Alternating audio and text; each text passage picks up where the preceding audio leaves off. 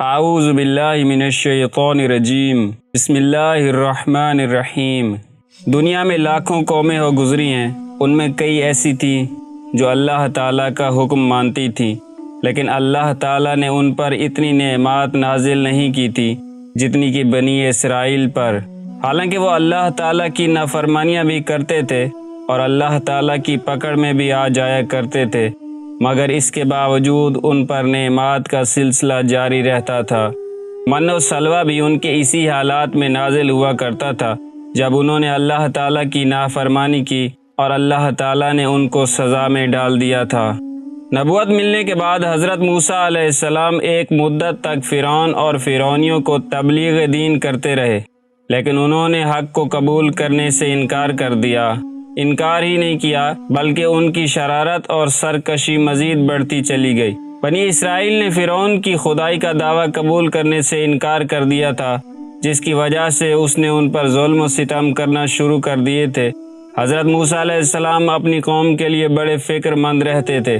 آخرکار اللہ تعالیٰ کی طرف سے موسیٰ علیہ السلام کی طرف وحی کی گئی کہ اے موسیٰ، اپنی قوم بنی اسرائیل کو لے کر یہاں سے ہجرت کر جاؤ۔ موسیٰ علیہ السلام اپنی قوم بنی اسرائیل کو لے کر رات کی تاریکی میں مصر سے نکل گئے۔ فرعون کو جب پتہ چلا کہ بنی اسرائیل والے بھاگ گئے ہیں تو وہ بھی اپنے لاؤ لشکر کے ساتھ بنی اسرائیل کو پکڑنے کے لیے نکل کھڑا ہوا۔ بنی اسرائیل جب دریائے نیل کے قریب پہنچے تو پیچھے سے فرعون کا لشکر بھی آ گیا۔ بنی اسرائیل والے بہت پریشان ہوئے کہ اب تو خیر نہیں، آگے دریا ہے اور پیچھے فرعون کا لشکر۔ اس وقت بنی اسرائیل کی حالت بہت ہی نازک ہو گئی تھی۔ جب دریا پر پہنچے تو اللہ تعالیٰ نے موسیٰ علیہ السلام کو حکم دیا کہ اپنا عصا دریا پر مارو۔ جو ہی حضرت موسیٰ علیہ السلام نے دریا پر اپنا عصا مارا تو بنی اسرائیل کی قوم کے قبیلوں کی تعداد کے مطابق 12 راستے بن گئے اور بنی اسرائیل ان راستوں سے دریا میں داخل ہو گئے۔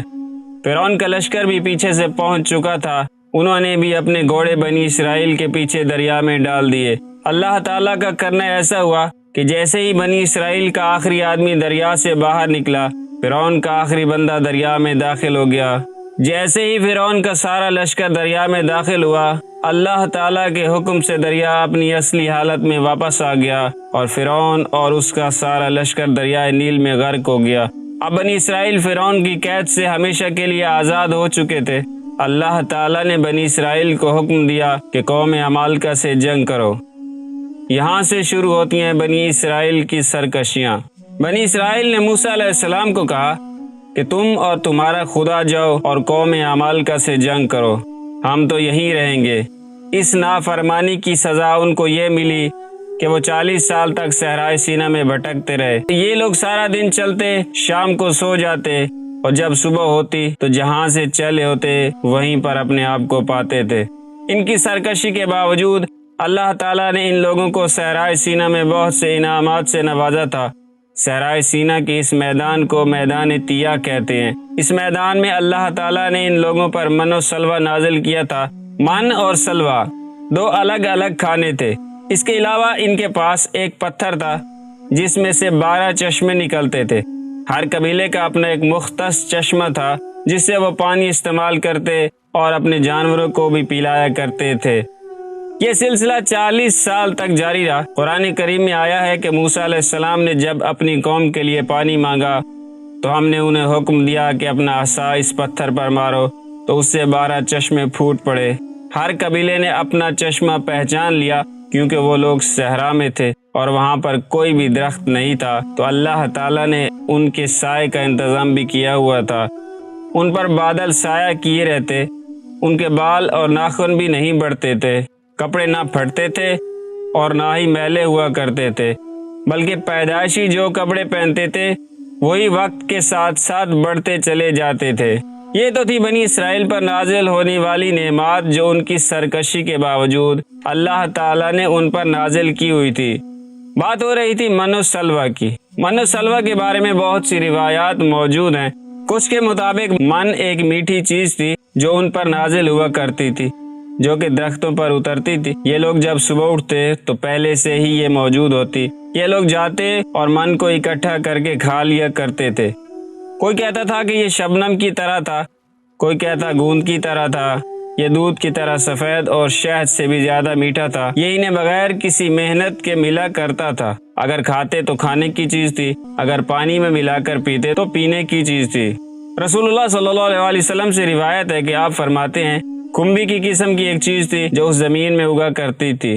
تو رات میں آیا ہے کہ من دھینے کے دانوں جیسی کوئی چیز تھی جو رات کو اس سرزمین پر اگتی تھی۔ بنی اسرائیل اس کو اکٹھا کر کے پیس لیتے اور اس سے روٹیاں پکایا کرتے تھے، جس کا ذائقہ روغنی روٹی جیسا ہوتا تھا۔ جبکہ سلوا کے بارے میں کہا گیا ہے کہ یہ ایک قسم کا پرندہ تھا۔ یہ پرندہ اطراف اور مختلف علاقوں سے کثرت سے اس علاقے میں آیا کرتا تھا اور بنی اسرائیل اس کو پکڑ کر اس کا گوشت کھایا کرتے تھے۔ موسیٰ علیہ السلام نے بنی اسرائیل کو کہا تھا کہ روز کا کھانا روز ہی کھا لیا جائے، بچا کر نہ رکھا جائے، لیکن انہوں نے کھانا ذخیرہ کرنا شروع کر دیا، جس سے ہوا یہ کہ کھانا گلنا سڑنا شروع ہو گیا اور من و سلوہ نازل ہونا بند ہو گیا۔ قرآن کریم میں آیا ہے کہ بنی اسرائیل نے موسیٰ علیہ السلام سے شکایت کی کہ ہم من و سلوہ کھا کھا کر تنگ آ گئے ہیں، اب ہمیں دال، پیاز، لہسن اور ککڑی چاہیے۔ تو اس پر موسیٰ علیہ السلام ناراض ہو گئے، کیونکہ وہ صحرائے سینا میں اپنی سرکشی کی وجہ سے اللہ تعالیٰ کے عذاب میں مبتلا تھے، اور اللہ تعالیٰ کی نعمات پر شکر بجا لانے کی بجائے وہ کہہ رہے تھے کہ ہمیں یہ نہیں چاہیے۔ روایت کے مطابق ان پر من و سلوہ نازل ہونا بند ہو گیا۔ ایک اور روایت میں اللہ کے رسول صلی اللہ علیہ وسلم نے ارشاد فرمایا ہے کہ اگر بنی اسرائیل نہ ہوتے تو کھانا کبھی بھی خراب نہ ہوتا، کیونکہ کھانا خراب ہونا انہی کے دور سے شروع ہوا تھا۔ اللہ تعالیٰ بہت ہی مہربان ہے۔ بنی اسرائیل کی اس قدر سرکشیوں اور قید میں ہونے کے باوجود ان پر اتنی نعمات نازل کی جو رہتی دنیا میں کسی اور قوم پر نازل نہیں کی گئی تھی۔ اللہ تعالیٰ سے دعا ہے کہ ہم پر اپنی نعمات نازل فرمائے اور ہماری دنیا اور آخرت کی اصلاح فرمائے، تاکہ نافرمانی کی وجہ سے ہم سے نعمات الہیہ چھن نہ جائیں۔